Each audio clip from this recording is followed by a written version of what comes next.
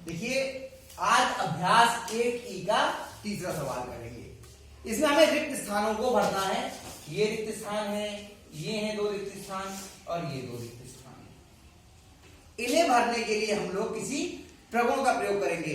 हमने गुणा के और योग के प्रगुण पढ़े थे। संवरक प्रगुण, क्रम विनिमय प्रगुण, साहचर्य प्रगुण और गुणा पे वितरण का नियम जो था, वितरण वाला नियम, वो पढ़ा था।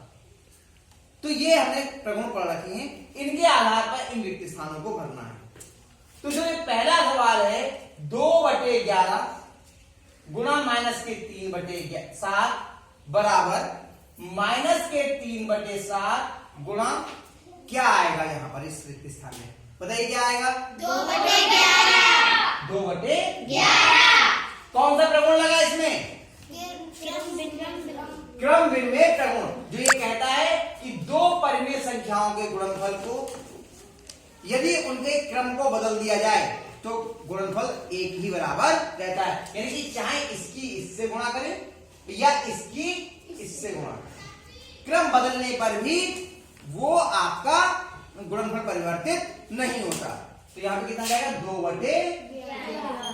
हम लोग केवल इतना काम और करेंगे, ये तो करेंगे ही, साथ में इसके आगे इसका प्रगुण भी लिख देंगे ताकि हमें याद रहे।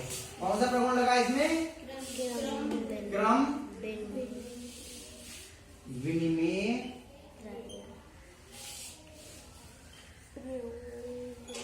प्रगुण।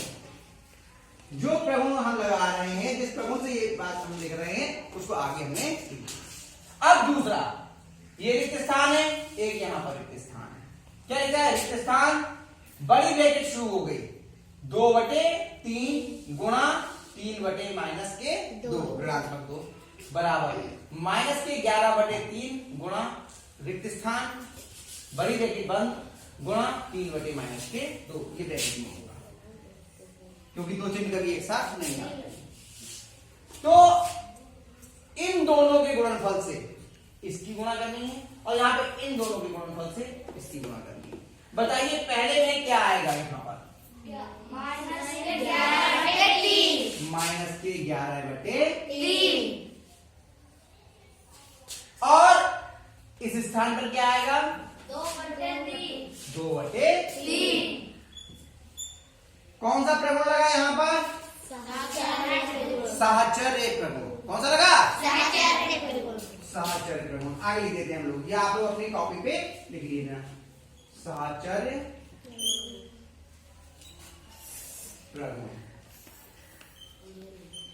हम लोगों ने सीखा था साहचर्य प्रगुण क्या कह रहा है कि यदि 3 परिमेय संख्याएं हैं और उनमें आपस में गुणा होनी है, तो पहले हम इन्हीं 2 परिमेय संख्याओं की गुणा करें, उसकी तीसरी संख्या से गुणा करें, और चाहे इस व्यवस्था को बदल दें और पहले हम दूसरी 2 परिमेय संख्याओं की गुणा कर दें और उसकी तीसरी परिमेय संख्या से गुणा कर दें, तो गुणनफल परिवर्तित नहीं होता, वही रहता है।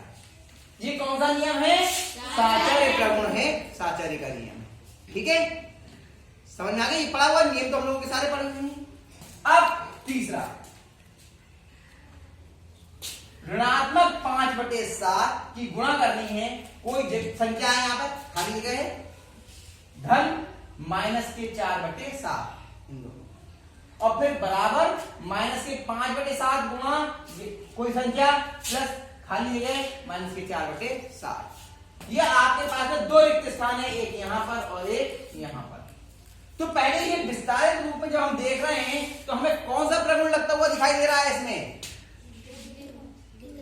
वितरण का प्रगुण लगा है, क्योंकि देखिए इस संख्या की गुणा करनी है 2 संख्याओं के योगफल से, और फिर इस संख्या की पहली संख्या से गुणा और इस संख्या की दूसरी संख्या से गुणा, यही तो दिखाई दे रही है। तो वितरण प्रगुण हमें लगता हुआ इसमें दिखाई दे रहा है। तो पहले जो रिक्त स्थान है इस पर क्या आएगा बताइए? माइनस के 5/7। देखिए माइनस के 5/7 आएंगे, सही है? 2/5। 2/5, कोई बात नहीं। देख लो ध्यान से, जो माइनस के 5/7 की किसी एक संख्या से गुणा करनी है और उसका जोड़ है दूसरी संख्या से, तो कितना आएगा यहाँ पर? 2/5। शाबाश। और यहां पर कितना आएगा? माइनस के 5/7। कौन सा प्रगुण लगा इसमें? वितरण प्रगुण। कौन सा लगा? वितरण प्रगुण। फिर से सुनिए, वितरण प्रगुण क्या कहता है?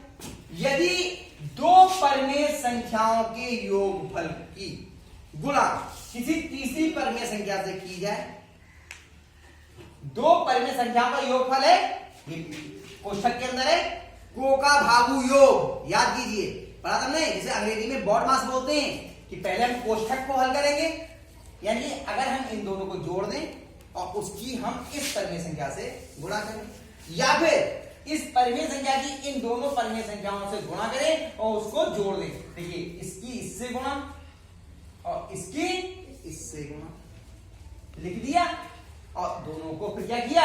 योग कर दिया, दोनों का, दोनों को जोड़ दिया। तो ये आपस में इनके मान एक बराबर होते हैं। सही है? इसको हमने इसकी इससे गुणा कर दी और इसकी इससे गुणा कर दी और दोनों को जोड़ दिया। ये कौन सा प्रगुण कहलाता है?